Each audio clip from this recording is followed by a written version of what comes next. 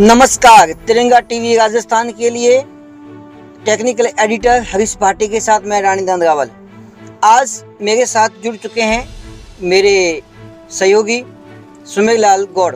सुमेर लाल शर्मा बहुत लंबे समय से आरटीआई यानी सूचना का अधिकार क्षेत्र में जुड़े हैं और वर्तमान में राजस्थान हाई कोर्ट में अब अधिवक्ता भी हैं। मैंने भी काफी समय तक आरटीआई का कार्य किया, लेकिन उसके बाद पत्रकार से जुड़ किस प्रकार की समस्याओं का समाधान किया जाए, किस प्रकार की सूचना मांगी जाए, किन विभागों से किस प्रकार मांगी जाए, पूर्ण रूप से अपन पूरी जानकारी प्राप्त करेंगे। सर्वप्रथम तिरंगा टीवी राजस्थान में सुमेर लाल शर्मा, आपका बहुत बहुत हार्दिक स्वागत है। Thank you. सर्वप्रथम आप बताएं कि सूचना का अधिकार आखिर है क्या, इसकी संक्षिप्त जानकारी लोगों को मिल जानी चाहिए। पहले है क्या? देखो, सूचना का अधिकार अधिनियम 2005 एक ऐसा कानून है जो हिंदुस्तान के हर आम नागरिक को ये अधिकार देता है कि हमारे द्वारा चुनी हुई सरकार है, चाहे राज्य सरकार है, चाहे केंद्रीय सरकार है, या जो और भी जो निकाय हैं, पंचायतें हैं, उनमें क्या हिसाब किताब है, वो क्या काम कर रहे हैं, किस तरीके से काम करते हैं, क्या क्या कर रहे हैं, हमारे हम जो कर अदा करते हैं, जो टैक्स अदा करता है आम आदमी, जो उसका किस प्रकार से उपयोग किया जा रहा है या दुरुपयोग किया जा रहा है, उसके बारे में सारी जानकारी कोई भी व्यक्ति, भारत का कोई भी व्यक्ति, अगर वो गरीबी रेखा से नीचे है तो निःशुल्क सूचना के अधिकार के तहत डॉक्यूमेंट ले सकता है, और अगर गरीबी रेखा से नीचे नहीं है तो 10 रुपये सूचना के शुल्क के रूप में अदा करके 2 रुपये प्रति पेज या जो भी लागत मूल्य होता है, कुछ चीजों में लागत मूल्य होता है, जैसे सैंपल है वगैरह, मैप है वगैरह, उनका लागत मूल्य अदा करके किसी भी सरकारी विभाग से कोई भी सूचना या कोई भी दस्तावेज या कोई भी सैंपल नमूना वगैरह सारे ले सकते हैं। सूचना का अधिकार अधिनियम का फॉर्म कहाँ मिलेगा, कैसा फॉर्म होता है, वो फॉर्म भर के हम लेके जाएं तो वापस देते नहीं है सूचना। तो पहले बात ये बताएं, फॉर्म किस प्रकार का होता है, फॉर्म की जरूरत क्यों पड़ती है? सूचना के अधिकार के तहत फॉर्म की कहीं कोई परिभाषा नहीं है। सूचना के अधिकार के तहत जो भी अपन सूचनाएं लेना चाहें उसकी प्रक्रिया बहुत सरल है, एकदम सरल, इतनी सरल है कि एक बहुत ही कम पढ़ा लिखा व्यक्ति भी उसका उपयोग कर सकता है। इसमें फॉर्म नहीं होता है, कोई निर्धारित फॉर्म तय नहीं है। सूचना के अधिकार साधारण कागज पे लिख सकते हैं, सादे कागज पे कोई भी एक सादा कागज ले, चाहे नोटबुक का एक पन्ना ले ले, और उसमें आप हाथ से लिखकर भी दे सकते हो। उसमें लिखना है, सिंपल सा लिखना होता है। पहले ऊपर ये लिख देना होता है कि सूचना का अधिकार तहत मैं निम्न सूचनाएं प्राप्त करना चाहता हूँ। फिर लोक सूचना अधिकारी का नाम लिख दे, और उसके बाद में उसके ऑफिस का एड्रेस लिख दे, अपना नाम पता लिख दे, और जो भी सूचना चाह रहे हैं उसका विवरण दे दे, बिंदुवार विवरण दे दे, भाई मैं क्या चाहता हूँ। तो उन सारी सूचनाओं की एक लिस्ट बना के उसमें वो लगा दे, और नीचे जो 10 रुपये का पोस्टल ऑर्डर है लगाया है, अगर वो गरीबी रेखा से नीचे नहीं है तो फिर पोस्टल ऑर्डर लगेगा, और नीचे है तो नहीं लगेगा। पोस्टल ऑर्डर भी दे सकता है, कैश रुपए भी दे सकता है, चेक, डीडी, जो भी है सारी व्यवस्था है इसमें, और उसमें अटैच करके किसी भी सरकारी विभाग में जमा करा दे। किसी भी प्रकार के कोई फॉर्म की आवश्यकता नहीं है। और कोई लोक सूचना अधिकारी अगर फॉर्म की मांग करता है या ये कहता है कि ये आवेदन गलत है, तो वो फेयर नहीं है, वो गलत होगा। तो प्रमुख बात ये भी आती है कि उनको आपने सादे कागज भी कहा है, उस पर लिख के दें, या ड्राफ्ट है, डीडी है, चेक है, या कैश भी दे सकते हैं। लेकिन क्या कागज हाथों देना जरूरी है या डाक से दें? सबसे अच्छा मान्य कौन सा होगा, हाथों हैंड टू हैंड दें अधिकारी लोक सूचना अधिकारी को, या बाई पोस्ट भेजें? देखो, सारे डॉक्यूमेंट आप जैसे आवेदन दे रहे हो, सारे तरीके हैं, वो सारे मान्य हैं, सारे वैध हैं, सारे लीगल है। कोई भी ऐसा नहीं कि ये उसको कोई कम तरह का जाए या कोई प्रक्रिया उसको ज्यादा, ऐसा कुछ भी नहीं है। बाई हैंड भी दिया जा सकता है। आप किसी भी लोक सूचना अधिकारी को अगर सूचना के अधिकार के तहत आवेदन लेके दे जाते हो, तो वो आपको वहाँ से एक रिसीविंग देगा, दूसरे जो आपके, या तो उसकी एक रसीद देगा, या फिर दूसरा जो आपका उसके फोटोकॉपी पर वो साइन करके अपने कार्यालय की मोहर लगा के, दिनांक लगा के, अपना नाम पता वो लिख के ये देगा। एक तो ये प्रक्रिया।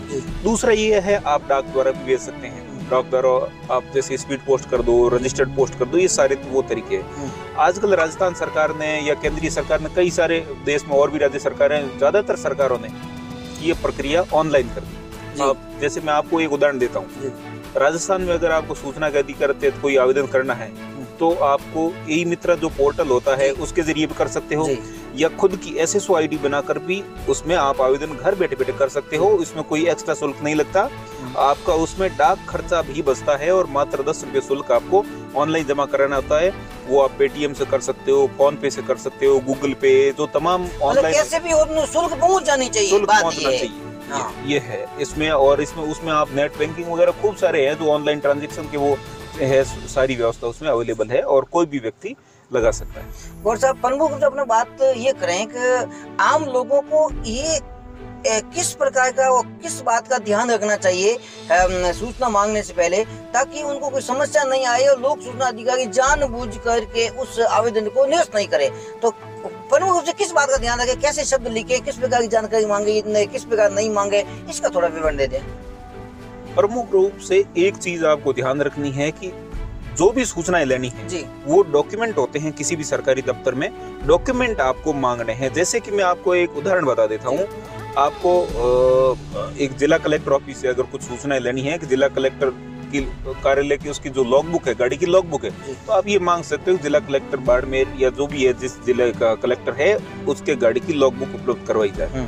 तो वो डॉक्यूमेंट फॉर्म में होता है और वो आसानी से मिल जाता है। लेकिन अगर आप ये कहो कि जिला कलेक्टर साहब कब गए, कहाँ गए, क्यों गए, किस लिए गए, कब आए वापस, है तो वो भी लॉगबुक की तरह ही है, लेकिन वो लॉगबुक में ये उसमें विवरण होता है, मतलब रिकॉर्ड नहीं है उनके पास। हाँ, ये चीजें जो ऑफ द रिकॉर्ड होती है या यूं का एक प्रश्नात्मक सूचना है। एक तो प्रश्नात्मक सूचना नहीं होनी चाहिए, आपको डॉक्यूमेंट चाहिए, डॉक्यूमेंट मांगो। दूसरा ये कि जो भी सूचना मांगो स्पष्ट रूप से मांगो, गोल गोल घुमाकर आप उसको लंबा चौड़ा बड़ा चढ़ाकर वो नहीं होनी चाहिए। डॉक्यूमेंट चाहिए, डॉक्यूमेंट मांग लो। जैसे कि ग्राम पंचायतों में ज्यादा सूचना के अधिकार के तहत वो होता है, तो क्या मांगना है? ग्राम पंचायत में सबसे बड़ी योजना आजकल नरेगा है, बाकी 14 वित्त आयोग है वगैरह वो सारे होते, तो आप नरेगा में क्या लाओगे?